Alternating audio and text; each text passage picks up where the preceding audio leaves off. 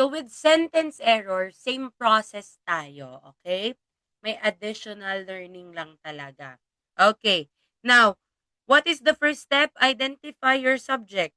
Asan ang subject nyo dyan? First. My first. First is your subject. First. Ano siya? Singular or plural?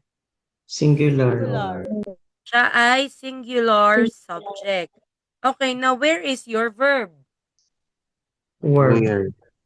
Where. Where? Okay. Si where ang inyong verb.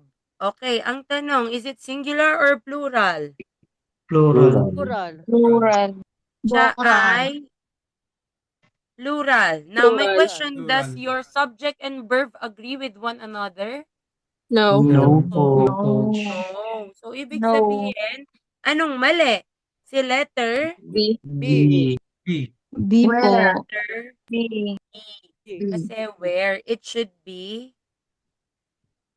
was. Was. Eh, coach, ano tong together with my gloves and keys? Ano yan? Tanggalable. Phrase.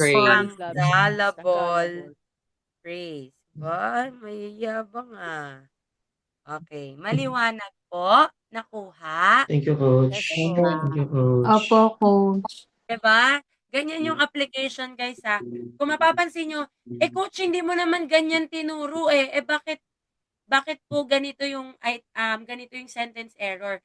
Kasi nga, it's part of, yun yung sinasabi ko sa inyo, na once you know the rules of grammar at naintindihan nyo yung mga tanggalable, neither nor, combo meals, automatic, it can help you already at sa verb. Lalo na yung verb ninyo. Okay? Verb tenses. Okay? Sige, dito tayo.